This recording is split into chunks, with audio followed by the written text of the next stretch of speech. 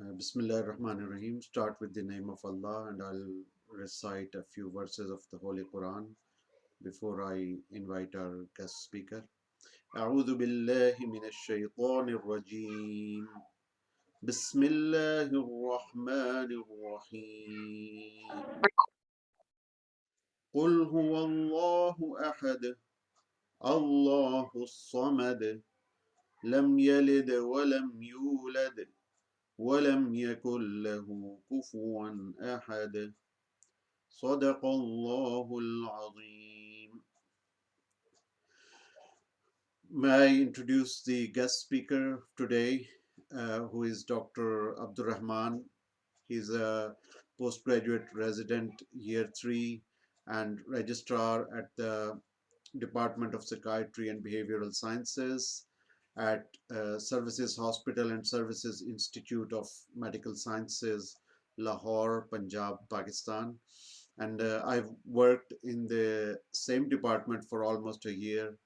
And this is one of the best training departments in the whole Pakistan, not only in Punjab, but in whole Pakistan. This is one of the best. So without any delay, I will introduce Abdul Rehman to come and deliver a talk on psychosis, schizophrenia, and antipsychotics. Over to you, All Abdul right. Rehman. All right. Thank you so much, Dr. Kamran, for this opportunity, and I wish I can deliver it. So the topic of my presentation today is psychosis, schizophrenia, and antipsychotics. We will be talking about the neurotransmitters, receptors, and brain circuits that are involved. Now, usually I like to have an interactive session, but when there are a lot of participants, then interaction isn't possible during the lecture. So we'll first target finishing the lecture. And then after that, if anyone has questions, they are most welcome to ask. So let's have a look at the learning objectives for today. The learning objectives are, first of all, we'll have a brief introduction on psychosis and schizophrenia. Then we'll see why should we even bother about pathophysiology of different psychiatric illnesses. And then we'll talk about neurotransmitter and pathways implicated and hypothesized to be involved in schizophrenia. And then we'll look at antipsychotic pathways that are responsible for their therapeutic actions, and then the brain pathways which are responsible for the side effects of antipsychotics. And finally, we'll just see a few newer novel antipsychotics that are in development or have recently been approved. We'll see how they work and how they exert their antipsychotic actions. So first of all, a brief look at psychosis and schizophrenia. I'm sure you are all familiar with this. So psychosis is an old term, and in the old times, it was used to differentiate psychotic illnesses from neurotic illnesses. In the psychotic illnesses, insight was impaired. Patient had lost his contact with reality, while in neurotic illnesses, insight was not impaired. So this is an old classification. The generally, when we say psychotic symptoms, we mean the following symptoms: hallucinations, delusions, disorganized behavior, disorganized speech, and negative symptoms. Now, all these symptoms are psychotic symptoms and a part of psychosis. However, what I want to emphasize here is that every psychosis isn't schizophrenia. Sure, schizophrenia is a leading cause for psychosis, but there are certain criteria without which we cannot diagnose schizophrenia. So first of all, these psychotic symptoms should be present for 6 months. This is according to DSM-5 criteria, and there should also be absence of substance abuse or medication. There should be no organic illnesses, and finally, mood symptoms and more affective illnesses should be ruled out as well, because psychotic symptoms can occur in the context of affective disorders like bipolar affective disorder and major depressive disorder. Other common causes of psychosis, in addition to schizophrenia, as we have seen, substance misuse, especially the stimulants and the hallucinogens. Organic illnesses, particularly dementia, is associated with psychotic symptoms. And finally, as I mentioned, affective illnesses, major depressive disorder, and bipolar affective disorder are associated with psychotic symptoms. The symptoms of schizophrenia are diagrammatically represented here. So positive symptoms, as I've already said, delusions, which are firm fixed false beliefs, hallucinations, which many of you will know, are abnormal perceptions without stimuli. And finally, disorganized speech. So negative symptoms include flattened affect and reduced speech and lack of initiative. Now, when we think of schizophrenia, when we imagine a schizophrenic patient, we only imagine and focus more on these positive symptoms. But for the patient, maybe these negative symptoms also hold a lot of importance, and especially with regard to their functionality, these are really important. So moving on, why should we even bother about pathophysiology? We can just treat our patients with antipsychotics. Why do we even need to know why schizophrenia happens? So in order to answer that, let's look at the evolution of medical science. In the early part of the previous century, medicine was syndromal, a cluster of symptoms used to define an illness, and that was used to diagnose the illness as well. However, these days we know the pathophysiology of many medical illnesses down to the molecular levels. And now the advantage is that we have a lot of sophisticated laboratory investigations, and we have very targeted therapies with fewer side effects. In this sense, psychiatry is a bit primitive. Still, we are syndromal in our classification and diagnosis. So for instance, if a patient has a cluster of symptoms, let's say hallucinations and delusions, we would say that the person has schizophrenia. If the person has depressed mood and anhedonia, along with a variety of symptoms, that person would have major depressive disorder, but we don't really know the exact causes. There has been a lot of research, and unfortunately, no single cause has been identified for any of the psychiatric illnesses. In fact, like diabetes and hypertension, most of the psychiatric illnesses are also multifactorial. They have multiple etiologies. So speaking about schizophrenia, let's see what are the current thinking about how schizophrenia happens, about the pathophysiology of the illness. So first of all, genetics have been implicated, although we haven't been able to find single genes for schizophrenia. However, several genes have been implicated, each with a minor effect for increasing the risk of having schizophrenia. Several genes include DISC1, neuregulin-1, and several others. Then there is the neurodevelopmental hypothesis for schizophrenia, that there is some insult during the neurodevelopmental period, and that is why patients have schizophrenia. Furthermore, many environmental and psychosocial factors like childhood abuse, marijuana smoking, cannabis abuse, viruses and toxins, and traumatic experiences, all of these predispose to causing schizophrenia. Now, all these three factors, these are predisposing factors, they converge on a single mechanism.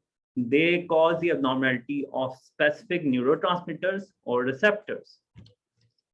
Then, abnormalities in these neurotransmitters lead to malfunction of specific brain circuits, and this malfunction is responsible for several symptoms of schizophrenia that are manifested. So now, in the rest of the presentation, we'll be concerned about this lower part of the slide. We will be interested in finding out the abnormalities of neurotransmitters and circuits, and how antipsychotics may improve these abnormalities and bring the patient back to normality in terms of mental health. Okay, so four neurotransmitters are implicated in the pathophysiology for schizophrenia. These are dopamine, serotonin, glutamate, and norepinephrine. So this is diagrammatic illustration. The top part shows a normal person, and this shows normal levels of dopamine, serotonin, and norepinephrine and glutamate. There is no psychopathology here. So in case of schizophrenia, the three monoamines, dopamine, serotonin, and norepinephrine are hypothesized to be increased, while glutamate function is hypothesized to be reduced. In depression, all the three monoamines are decreased or their function is decreased. In bipolar affective disorder, especially in mania, where there is hyperactivity of the entire nervous system, there is increased level of serotonin, norepinephrine, and glutamate, and most of the mood stabilizers act on this glutamate pathway and reduce the glutamate hyperactivity in bipolar affective disorder. In anxiety disorder, among other neurotransmitters, serotonin has a prominent role. Okay, so now let's look at the pathways. So this isn't an illustration or a cartoon diagram. This is an actual photograph of a human brain taken from a cadaver. And this is a sagittal section, and it shows numerous structures. This anteriorly is the frontal lobe, then this one in the middle is the parietal lobe, and behind the calcarine sulcus is the occipital lobe. This is the corpus callosum. This egg-shaped structure is the thalamus, and then here we have the brainstem. Brainstem is divided further into midbrain, this upper part, this swollen part is the pons, and finally this stem-like structure is the medulla. So let's try to visualize the several pathways involved in the pathophysiology of schizophrenia and mechanism of action of antipsychotics. So these are the important parts of the brain. This one here, as I've already told you, the upper part of the brainstem anterior to the cerebral aqueduct is the midbrain. This pink part is the hypothalamus. Below the hypothalamus is a stalk-like structure called the pituitary gland. Then there is a small structure here. It is a part of limbic system. It is the nucleus accumbens. The anterior-most part of the frontal cortex is known as prefrontal cortex. And then there are few structures here. They are collectively called as the basal ganglia or the striatum, and they are involved in movement. I would request everyone to mute themselves, please. Okay.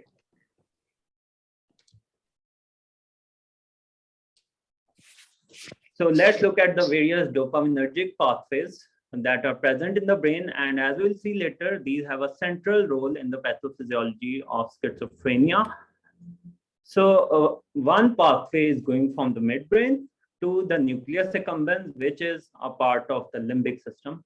Nucleus accumbens is the reward center of the brain. Whenever we have any pleasurable activity, dopamine increases here. And several drugs of abuse, they cause massive release of dopamine in this structure. And that is why they are associated with a feeling of euphoria, or as it is commonly called, a high associated with the drugs. So this is also implicated in schizophrenia, and we'll see later how. All right, then we have a pathway going from the midbrain to the prefrontal cortex. This is called the mesocortical pathway. So meso is from mesencephalon, which is the midbrain. It is another name for the midbrain. And prefrontal cortex, so it is mesocortical. And by the way, the previous pathway was from mesencephalon to nucleus accumbens, which is a part of limbic system. So this pathway was the mesolimbic pathway. Then there are other dopamine neurons in the midbrain as well, and these give rise to another pathway to the basal ganglia, which is also called striatum. There is a substantia nigra structure in the midbrain, and this pathway runs from substantia nigra to the striatum. This is the nigrostriatal pathway. Finally, from the hypothalamus, another dopaminergic pathway is going to the pituitary gland, and this is called tuberoinfundibular pathway. So that was just a summary of the pathways. We'll look at them in more detail later. So as you might have surmised by now that the source of all dopamine, at least most of the dopamine in the cerebral cortex, is the midbrain. So let's have a look at the midbrain under a microscope to find out exactly what sort of dopamine neurons are present there. So we are looking at a cross section of the midbrain at the level of superior colliculus. Let's focus on it under a microscope. So this is a cross section of the midbrain. There are two major populations of dopaminergic neurons. All these red neurons, these are the dopaminergic neurons. One population is in the center. This is known as neurons of the ventral tegmental area. Now, these give rise to the mesocortical and mesolimbic pathway that we already discussed. And these are the source of those circuits that are central to the pathophysiology of schizophrenia. And then on the sides of these ventral tegmental area neurons, there are other dopaminergic neurons that are collectively known as substantia nigra. And they are particularly implicated in movement disorders like Parkinson's disease, where they get degenerated. So these are the two populations of neurons in the midbrain, and this will help us visualize the pathways when we actually see them later. Okay, so for the positive psychotic symptoms, which are the hallucinations and delusions, the major hypothesis is the mesolimbic hypothesis of schizophrenia. We saw that mesolimbic hypothesis, the mesolimbic pathway was going from the midbrain to the nucleus accumbens. And when this pathway gets hyperactivated, then we have the positive symptoms of psychosis. So this hypothesis states that hyperactivity of dopamine in this pathway causes positive symptoms of psychosis. Now, whatever the cause of psychosis, whether it is a part of dementia, whether it occurs due to substance abuse, or whether it occurs as a part of affective disorder, the final pathway for positive psychotic symptoms is increased dopamine in the mesolimbic pathway. Now, as I already said, nucleus accumbens is our reward center, and many drugs of abuse increase dopamine in this reward center. And therefore, it is no surprise that many of the same drugs of abuse induce positive symptoms as well, because they will increase dopamine in the mesolimbic pathway, and this has been associated with positive symptoms such as hallucinations and delusions. So these two neurons, these show the ventral tegmental area, the one at the center. This green structure is the nucleus accumbens. Mesolimbic pathway, as already discussed, was going from ventral tegmental area in the midbrain to the nucleus accumbens of the limbic system. Now, this is the mesolimbic pathway, and these lightnings, they show that there is hyperactivation of this pathway, and this leads to positive psychotic symptoms. Now, this is from Stahl's Psychopharmacology, 4th edition, one of my favorite books as far as pathophysiology is concerned. So they are showing much of the same thing. This is showing the mesolimbic pathway, and it is colored in red, which is showing that it is hyperactivated. There is a lot of dopamine in the synapse, and because of this, this person is having auditory hallucinations and delusions of reference that people are actually talking about him. So that was it for these positive psychotic symptoms. But equally important are the negative psychotic symptoms, negative symptoms of schizophrenia. And there is a completely different pathway for those symptoms. This pathway is the mesocortical pathway. There are two main branches of this pathway. One goes to the dorsolateral prefrontal cortex, and it is responsible for uh, cognitive and negative symptoms of schizophrenia. And then there is another one that goes to ventromedial prefrontal cortex, and this mediates affective and negative symptoms. This is shown Can you please diagrammatically. repeat that? All right. So we already discussed that there are positive and negative symptoms of schizophrenia. The negative symptoms are avolition, decreased actions, decreased talking, affective flattening, asociality. These are determined by this mesocortical pathway, which is different from that determining the positive symptoms. That was the mesolimbic pathway. That was from the midbrain to the nucleus accumbens of the limbic system. This one, this mesocortical pathway is from the midbrain to the prefrontal cortex. All right, so the negative symptoms, affective symptoms, which means emotional blunting, and cognitive symptoms. Many of you would be surprised, maybe you do know that there are a lot of cognitive symptoms of schizophrenia, and people with schizophrenia are unable to perform well cognitively. And that is the main problem with their functional rehabilitation.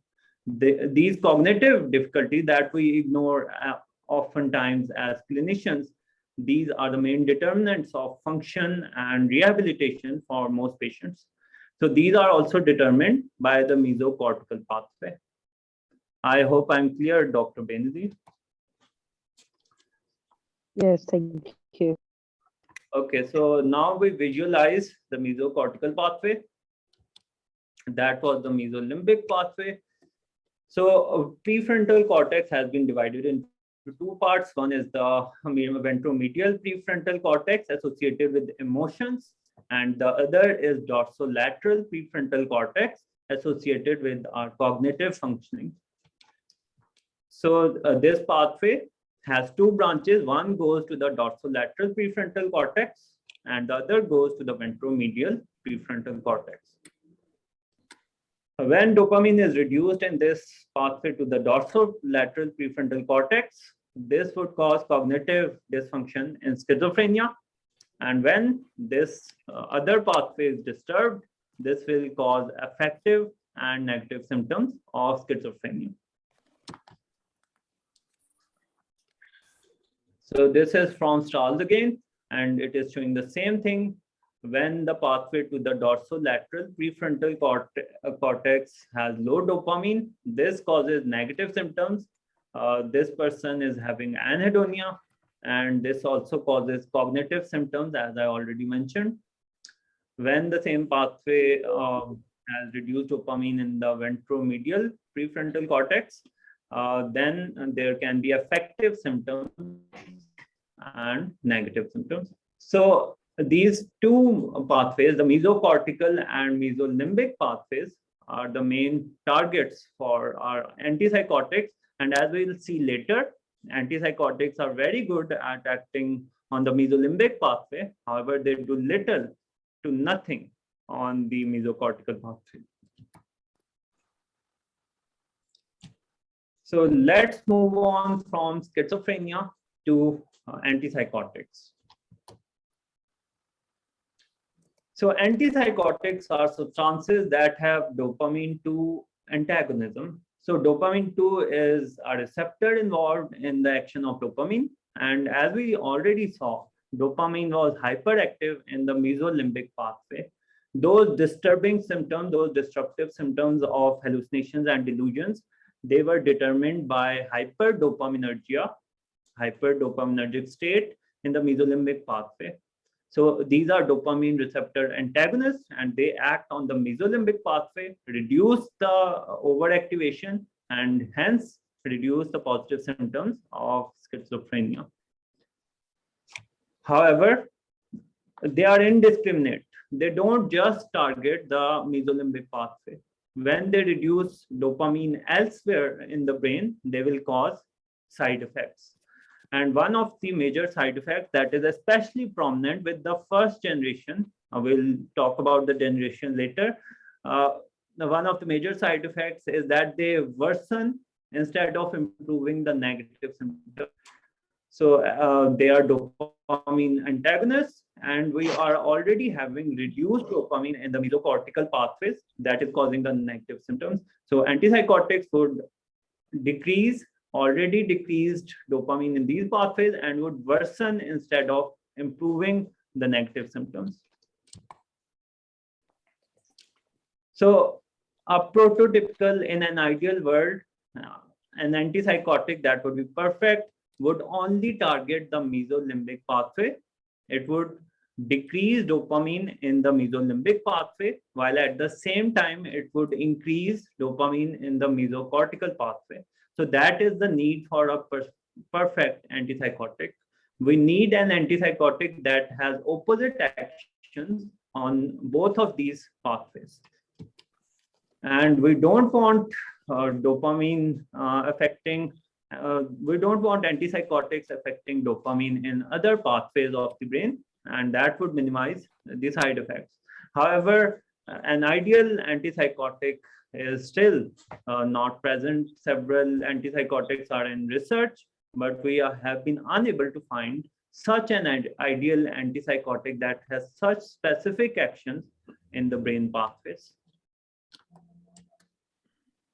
So before we go on to the detailed mechanisms of antipsychotic action, let's look at the receptors that are involved in their actions.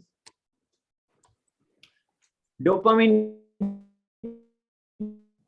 2 receptors are at the center point of the brain.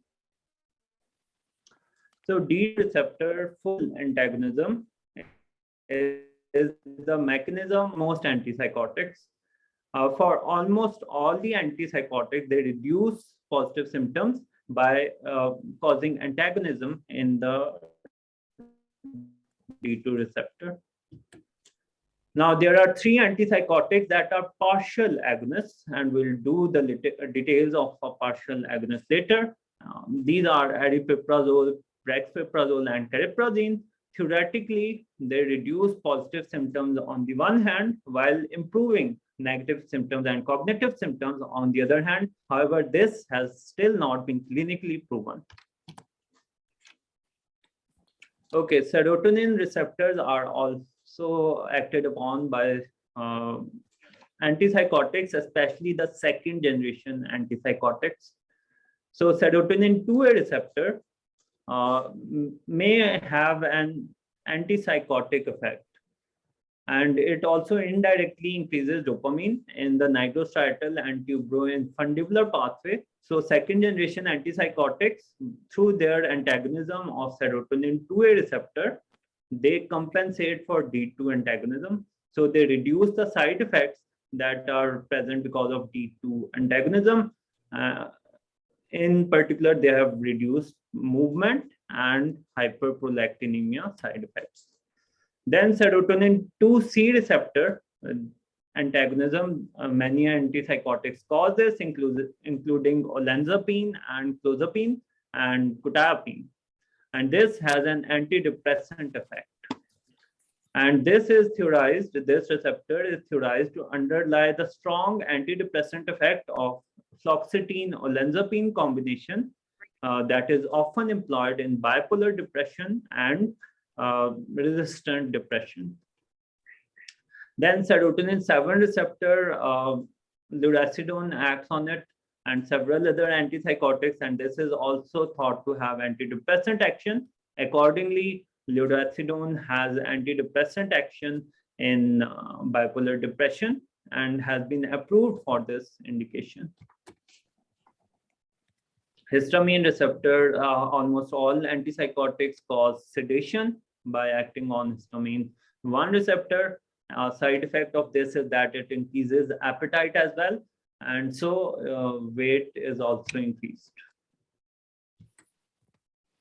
So we talked a bit about first generation and second generation.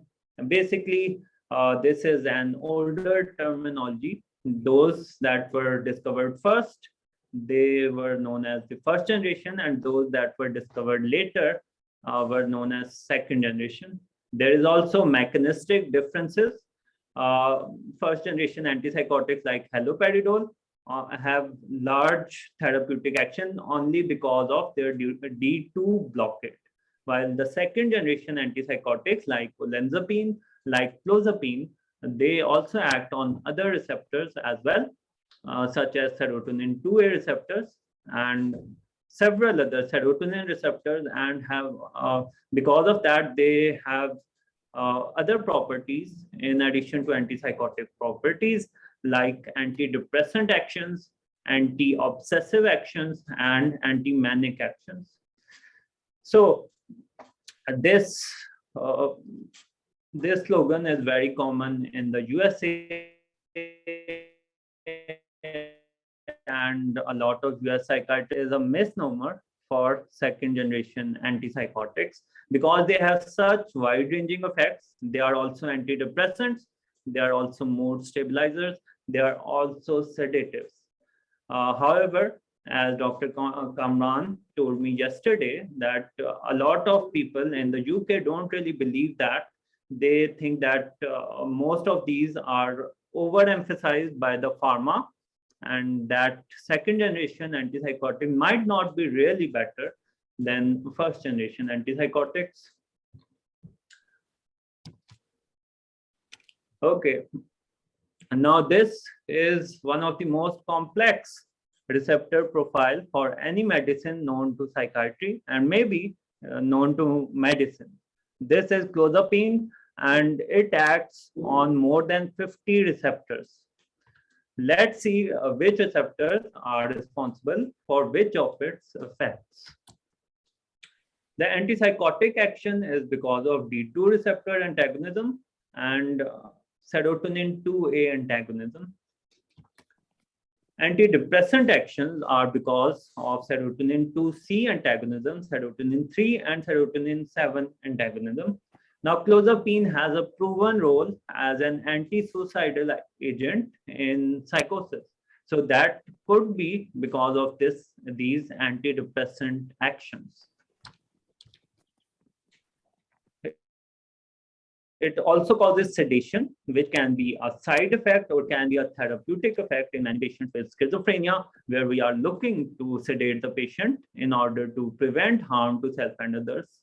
This is because of H1 antagonism and M1 antagonism.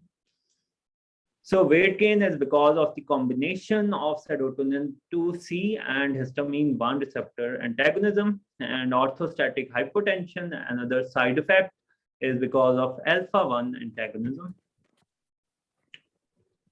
So let's move on to the side effects and the mechanism behind these side effects. So first of all, extrapyramidal side effects. These are the movement side effects. These are very common with first generation antipsychotics such as haloperidol that only act on dopamine 2 receptors. Now, because second generation antipsychotics are acting on serotonin receptors, they have an indirect compensation because of which they increase dopamine in the same pathway, the nigrostriatal pathway, but not in the mesolimbic pathway. So their movement side effects are reduced because of serotonin antagonism. Hyperprolactinemia is because of D2 antagonism in the tuberoinfundibular pathway. So normally hypothalamus secretes dopamine that goes into the pituitary gland, and there it acts as a prolactin inhibitory factor. So it inhibits the release of prolactin. So when dopamine is antagonized, this inhibition would be reduced and stopped altogether, and prolactin would be increased. This is the pathophysiology behind hyperprolactinemia. And weight gain, as we already saw, it is because of two receptors, serotonin 2C and H1 antagonism.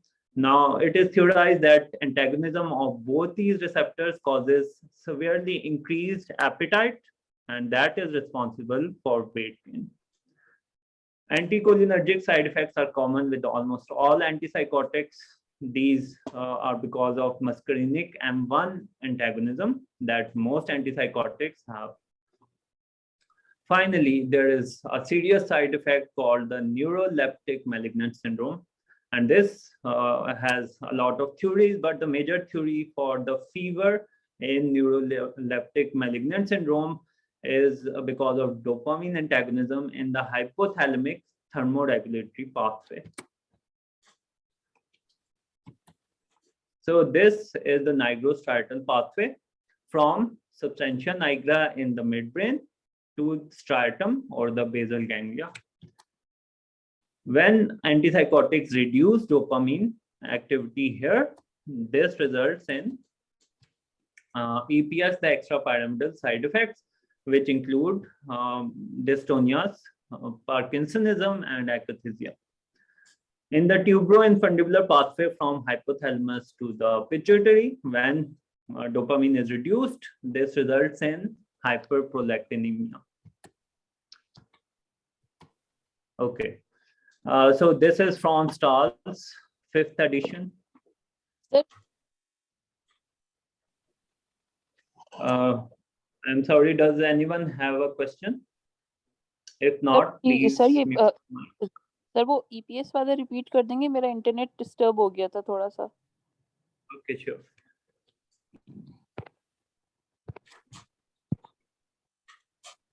So there is a pathway from the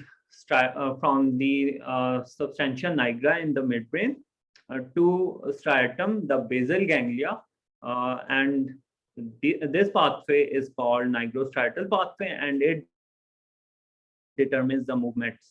The sole purpose of this pathway is to either increase or reduce movements. Mostly when dopamine is present here, the movements are facilitated or enhanced. When dopamine is antagonized here by antipsychotics, so we know that antipsychotics are dopamine antagonists. They will reduce dopamine throughout the brain. When they do this in the nigrostriatal pathway, they reduce movements. So in Parkinsonism, there is bradykinesia and rigidity because the facilitating pathway, the nigrostriatal pathway, has been inhibited by the antipsychotics. I hope I have made myself clear. Yes, thank you. So this is from Stahl. They have also drawn this nigrostriatal pathway, and here in a normal person, dopamine is acting postsynaptically. This person doesn't have any movement disorder at all. Here, these antipsychotics, these molecules are the antipsychotics. They have blocked these receptors. Dopamine is unable to act here, and therefore we are having drug-induced Parkinsonism, we are having dystonias, and we are having akathisia. All these three are called as extrapyramidal side effects. Now, there is a special sort of extrapyramidal side effect that is hyperkinetic instead of hypokinetic, which means there are movements that are increased instead of reduced. This is the tardive dyskinesia and is one of the feared effects of antipsychotics because in many cases, almost as many as 50% of the cases, this is irreversible. You can't do anything. Once it develops, no matter what you give, in 50% of the cases, it doesn't improve. The pathophysiology behind this is that when dopamine receptors are blocked by antipsychotics, the postsynaptic receptor neuron compensates by increasing its receptors.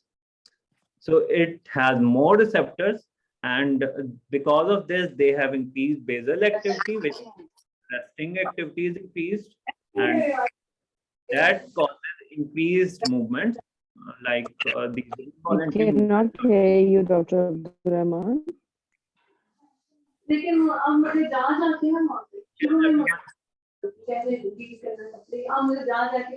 Please mute your mic, the newcomers. Please mute your mics. Thanks. Thank you. Thank you.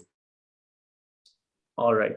So I was talking about the pathophysiology of tardive dyskinesia, and it is a hyperkinetic disorder where movements are increased.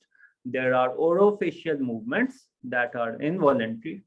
So that is because when antipsychotics block the dopamine receptors postsynaptically, the postsynaptic neurons respond. They try to compensate for this blockade by increasing receptors in their membranes. So these increased membrane receptors cause supersensitivity of this neuron, and even slight dopamine stimulation here would result in hyperkinetic movements, the orofacial chorioacidoid movements that are associated with tardive dyskinesia. तो sir जो receptors जैसे इस picture में भी जो extra receptors produce किए हैं post synaptic ने उस पर डोपामिन बाइंड होगा और एक्टिविटी होगी. Yes. So antipsychotics are causing blockade of many of these receptors, but when these receptors are increased, every receptor has a basal tonic activity as well, which is even without the binding of antipsychotic. So or binding of dopamine. So when these basal tonic activities are increased because of increased receptors, we have hyperkinetic movement disorders.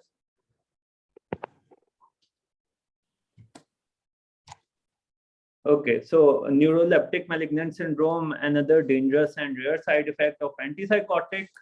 Let's just look at the diagram. It is a tetrad of symptoms: fever, rigidity, autonomic instability, altered mental state. Let's look at the pathophysiology.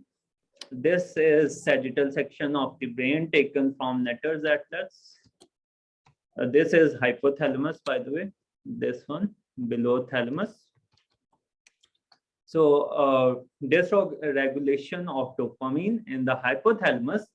Now hypothalamus controls our thermoregulation and also a lot of other autonomic activities. Yes. Sir slide यही वाली चल रही है fever rigidity वाली sagittal section नहीं आया. Okay. Correct. So can everyone see the sagittal section? Yeah, sagittal Here. section is there on the very left side. Yes. Yes, we can see the both of them. All right, thank you.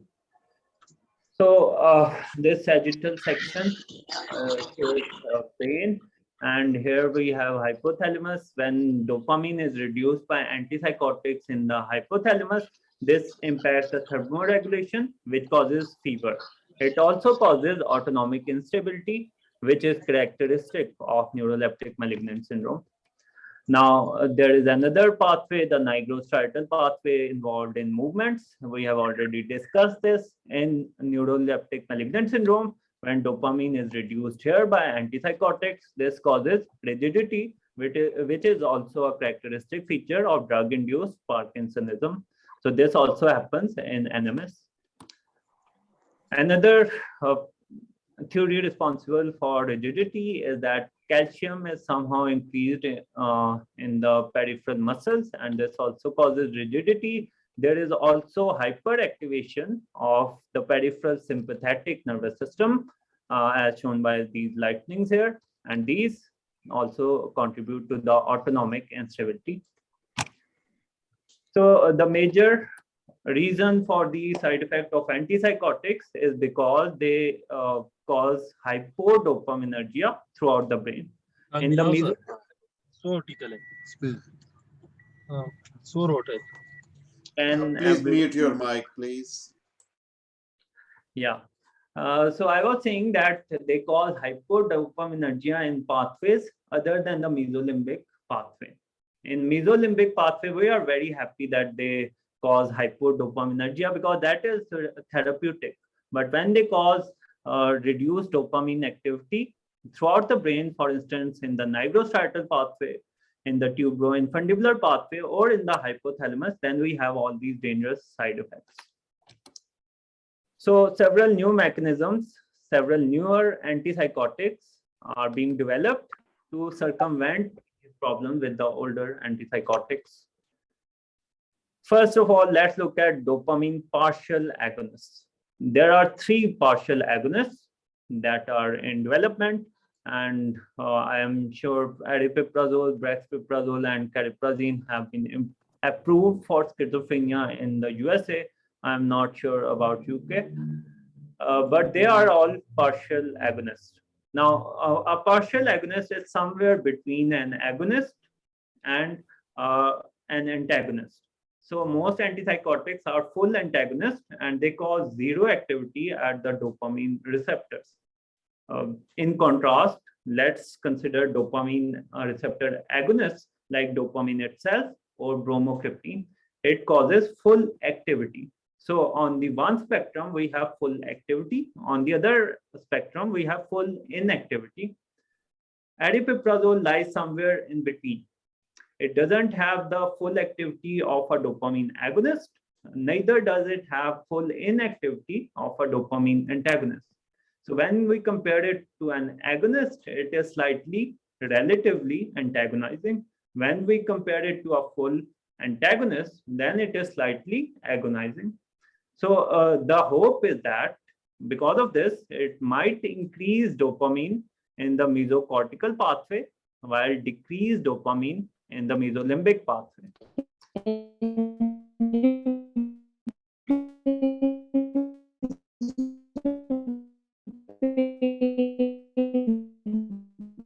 I'm sorry, the question posed by You're not clear. Last words. Dr. Benzi. Can Please you repeat? Dr. Abdul Rehman, the last few lines.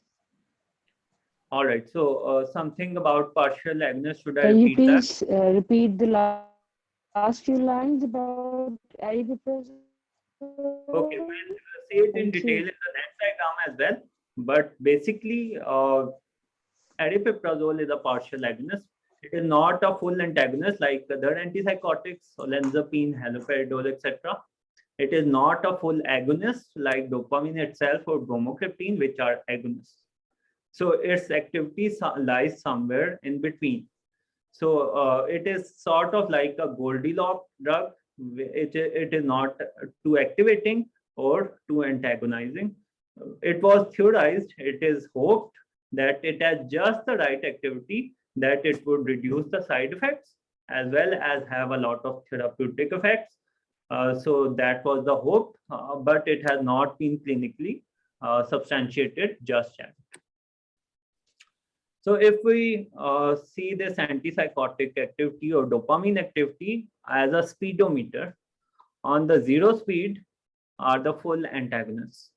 They completely shut down the dopamine system. These are most of the antipsychotics, haloperidol, olanzapine, and while they will reduce the psychotic symptoms, at the same time, when they antagonize dopamine in other pathways other than the mesolimbic pathway, they will cause EPS. While on the other spectrum, we have dopamine agonists like dopamine itself, like many stimulants such as cocaine, methamphetamine, they are full dopamine agonists. They increase the activity of dopamine and they are responsible for psychosis. But aripiprazole, which is a dopamine partial agonist, is supposed to have somewhere between these extremes. So it is neither too extreme, too antagonizing like the other typical antipsychotics. So it might have less EPS, but it is neither too activating. So it might reduce psychotic symptoms while reducing the side effects as well. At least that is the theory, but a lot of the time theoretical discussions don't translate well into clinical trials. So aripiprazole, as we'll see in the next slide. Okay, so this is also another slide. The activity is shown in the form of Wi-Fi signals. So a first generation antipsychotic, it would completely shut down these signals from the D2 receptor there would be no signal, no activity. Dopamine itself would increase the signals to the maximum extent. It would activate the receptor to the maximum extent. This partial agonist aripiprazole, when compared to dopamine, it is a bit antagonizing. It is reducing the activity just a bit. But when compared to first generation antipsychotics, it has more signals as compared to that. So somewhere in between. So they theoretically are neither too hot, which means they don't cause psychosis, and they are neither too cold, which means they are not too antagonizing, causing side effects. So theoretically, they decrease positive symptoms without worsening negative symptoms. All right, there are no drugs that are approved for negative symptoms of schizophrenia. However, aripiprazole is one of the drugs that has a few RCTs that it improves the negative symptoms, and its unique mechanism of action is maybe behind this efficacy for negative symptoms of schizophrenia. However, this doesn't happen in all the patients. For some patients, it is too antagonizing, and it causes akathisia in those patients by causing dopamine antagonism. While in other patients, it causes insomnia. It is activating like dopamine because it is partial agonist. So the sedative actions that we were using therapeutically for other antipsychotics, those aren't really present here. So that is a downside as well. So again, a good antipsychotic may be a better antipsychotic than other typical and atypical antipsychotics, but still not the perfect antipsychotic. Finally, I would just like to mention there is a newer antipsychotic by the name of pimavanserin. This is the only antipsychotic with no direct effect on the dopaminergic system. So all other antipsychotics, including aripiprazole, brexpiprazole, and cariprazine, they are all acting on the dopaminergic system. But this is the only antipsychotic recently approved in Parkinson's disease psychosis. This acts on serotonin 2A receptor. And it has a very unique mechanism of action. It is not an antagonist, it is an inverse agonist, which means it has even more negative actions as compared to an antagonist. So when an antagonist binds on a receptor, it just reduces the activity of the agonist. It shuts down the intrinsic activity of the receptor as well. However, when an inverse agonist binds to a receptor, it has the opposite action of an agonist. So an antagonist in itself doesn't have activity, it just shuts down the activity. But an inverse agonist causes opposite activity. So this is inverse agonist at serotonin 2A receptor, and we know that serotonin 2A receptors are implicated in hallucinations caused by psychedelics such as LSD, and inverse agonism Dr. of Afzal, that. please mute your mic. Thank you. Inverse agonism of that causes antipsychotic actions. Now let's see this in diagram form. So this is a serotonergic synapse. This is the presynaptic neuron. This is the postsynaptic neuron. We have serotonin 2A receptors on the postsynaptic neurons. These are G protein coupled receptors. Serotonin is normally, these blue molecules are serotonin. They are normally acting on this receptor, and this is causing normal effects. All right. On the right hand side now, we have these red molecules. These are for LSD, mescaline, and psilocybin, which are activating serotonin 2A receptors to the maximal extent, and they are causing psychotic symptoms because of that. These hallucinations and delusions can be induced by these substances because they are overactivating this serotonin 2A receptor. Now here on the left side, we have the serotonin inverse agonist, pimavanserin, a very recent drug and recently approved for drug for Parkinsonism psychosis. So this will cause the opposite action of the normal ligand, which is serotonin. And therefore, it will have antipsychotic actions because overactivation of serotonin 2A is causing psychotic symptoms. Its underactivation or opposite activation would cause antipsychotic action. All right, so to conclude, the complexity of the human brain hamper the understanding of the exact mechanisms of schizophrenia, and thus schizophrenia and psychosis remain an unsolved enigma. But we do know some things. Mesolimbic and mesocortical pathways are involved in the positive and negative symptoms of schizophrenia, respectively. Now, the first generation only are dopamine antagonists, while the second generation antipsychotics, they are SDAs, serotonin dopamine antagonists. And because of their serotonin activity, they have less movement side effects as compared to the first generation antipsychotics. And newer antipsychotics are being developed.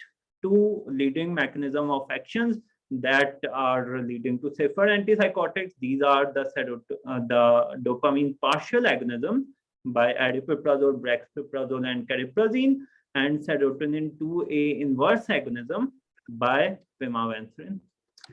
So that about concludes my topic, but I would like to end with a poem that I found on the internet. Am I schizophrenic or hallucinating? What are you?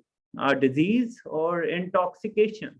Messing around in the corridors of my mind.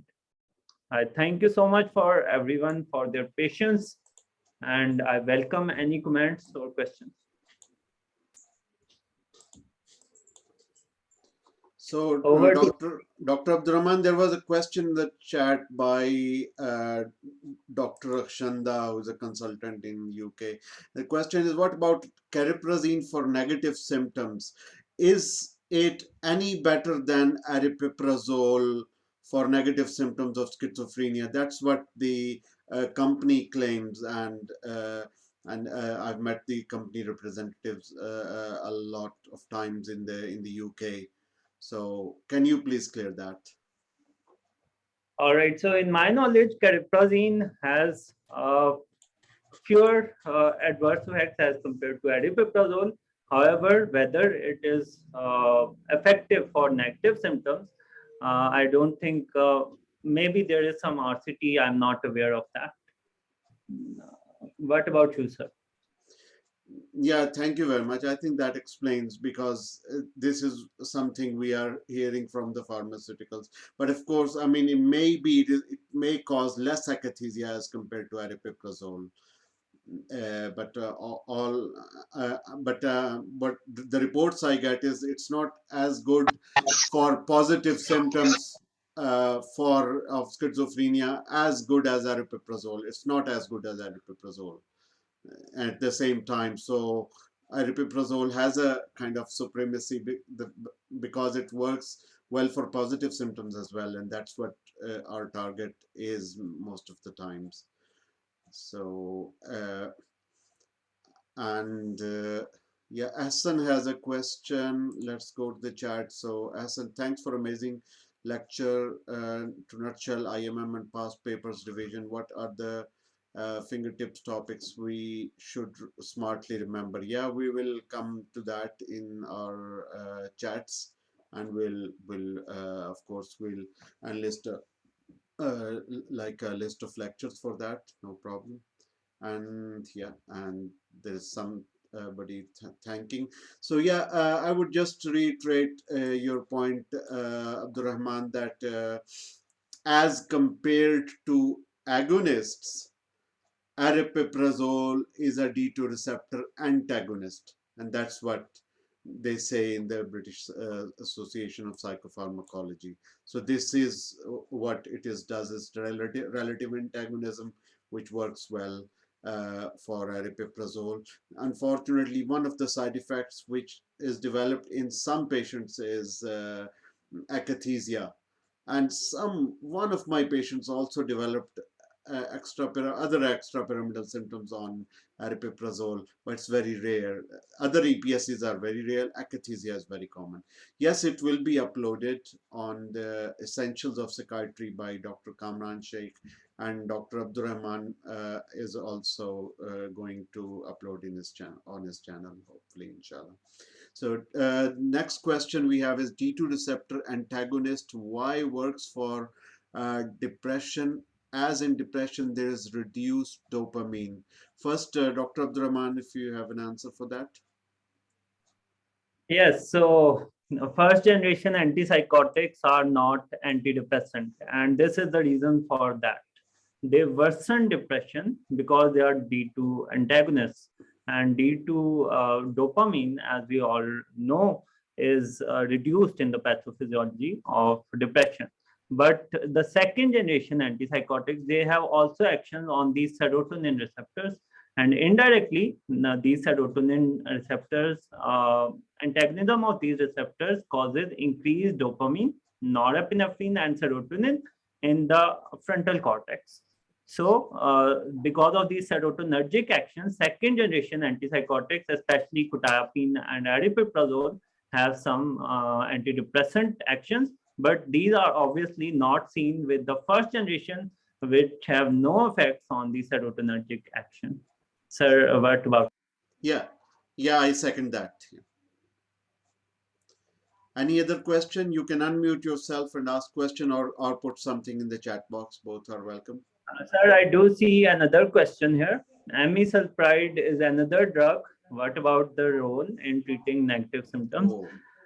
Now, okay, so amisulpride, there is some controversy regarding its mechanism of action. Some people say that it is not a true dopamine antagonist either, that it is slightly in the favor of partial agonist. So it does have some literature supporting its use for negative symptoms of schizophrenia. However, one thing I would like to add about amisulpride is that it is the drug with one of the most notorious drugs for causing hyperprolactinemia, and that might limit its use. What are your thoughts about this, sir?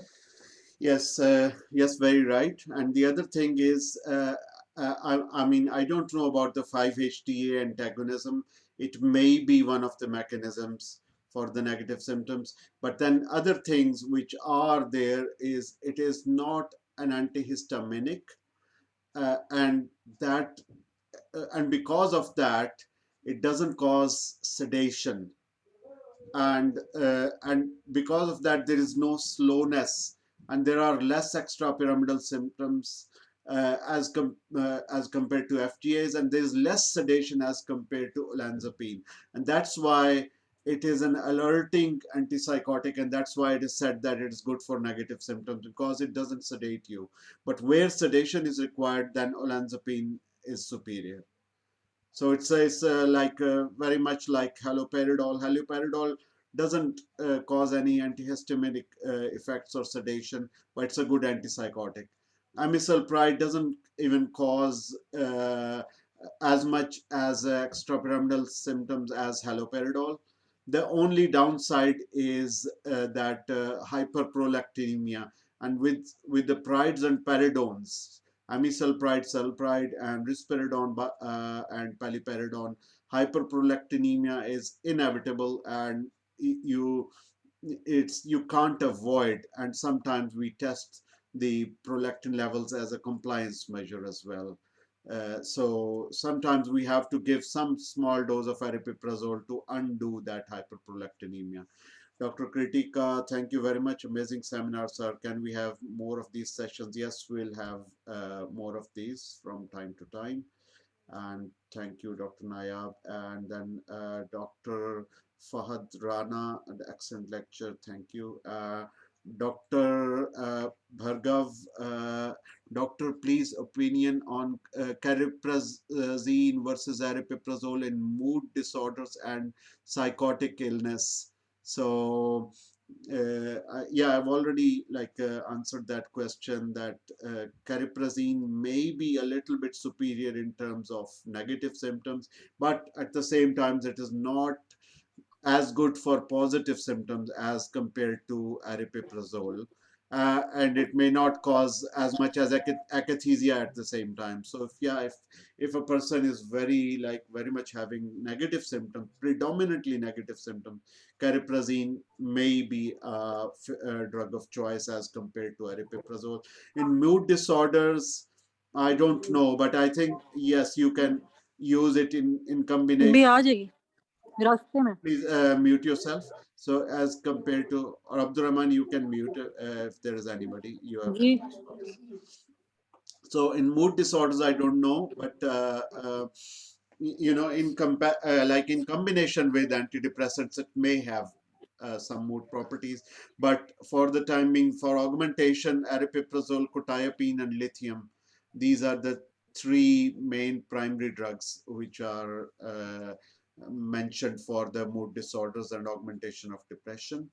And Dr. Fahad Rana, you often quote that second generation antipsychotics are mood stabilizers as well. If you could explain the receptor basis for that, please. So over to Abdur Rahman, please. All right. So the fact that second generation antipsychotics have mood stabilizing action in addition to their antipsychotic actions is undeniable. And olanzapine, quetiapine, these have good prophylactic role, even if there are no psychotic symptoms in mania. However, the exact mechanism, as far as I know, they are not really known. And I have consulted Stahl psychopharmacology. They also say the exact mechanisms are not known.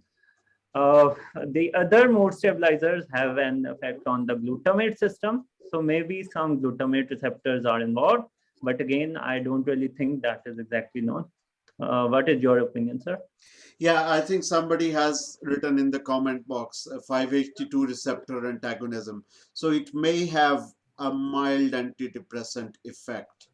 And that's why quetiapine and aripiprazole have mild antidepressant effect. That could be one explanation, but at the same time, 5-HT2C antagonism will cause maybe nausea or weight gain side effects like that. Yeah, so this does make sense. Sure, if the bipolar affective disorder is in depression, we already know that they have many antipsychotics have antidepressant effects as well. But whether this would help in mania or prophylaxis of mania, I don't think this receptor would be involved there. Yeah. So for prophylaxis of mania, it will be mainly dopamine antagonism. And if it is a predominantly manic type of the bipolar affective disorder, then in that case, the olanzapine and even some of the kind of in-between antipsychotics such as risperidone, paliperidone, these are also effective for prophylaxis.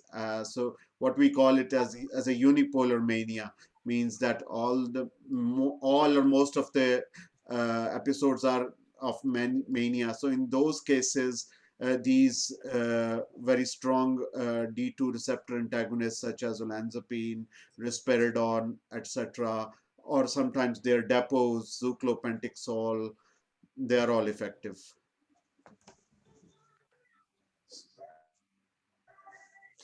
Any more questions?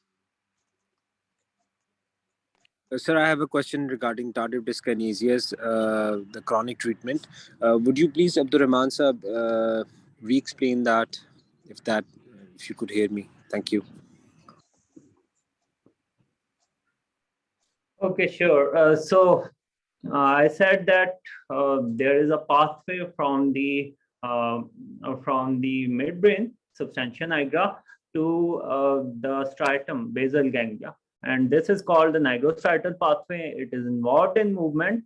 Mostly, it facilitates movement. So when antipsychotics reduce dopamine in this pathway, they inhibit movement, and so we have the bradykinesia or the rigidity that are so characteristic of the antipsychotic induced Parkinsonism. Now, tardive dyskinesia is a hyperkinetic in a hyperkinetic movement disorder in contrast to the other hypokinetic. So that is a paradox. And one of the reasons that is hypothesized is that the postsynaptic neurons, they increase their dopamine 2 receptors, they upregulate this.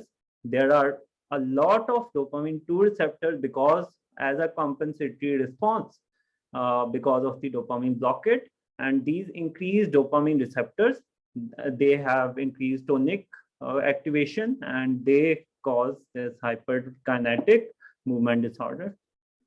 If you want, I can go back to the slide as well. No, that's fine. Thank you. Thank you. Yeah, and there is another, in terms of quantity, yes, that there is an increased quantity of receptors, and then there's a quality thing as well. The receptors also become super sensitive. That's what I heard. So that also explains tardive dyskinesia. Any more questions? No. Oh yeah. How can we counteract sedation by newer antipsychotics? So first of all, I would like to answer if we are using something as amisulpride or aripiprazole, they are less sedative. So it's choosing the right antipsychotic for that purpose. Or risperidone may be less sedative as compared to quetiapine and olanzapine. So that's how we can counteract instead of giving any other drug. And Dr. Abdul Rehman, do you have any answer? You're mute, Dr. Abdul Rehman. All right, sorry. So I think that it depends completely on the patient. If for many patients in acute manic phase or in acute schizophrenia, we want to have that sedation, so we are using that side effect therapeutically. But if that becomes a problem, we can try these non-sedating newer antipsychotics like aripiprazole or maybe amisulpride. Thank you. Thank you very much. So I think if there are no other questions, we conclude at that. And thank you very much, Dr. Abdul Rehman, for joining us and giving a wonderful presentation. It's Thank you so much, sir. It one was of a the delight best. and an honor for me. Yeah, so it's one of the best presentations I attended on this topic. So we'll continue this thing, inshallah. And till next week, Allah Hafiz and bye.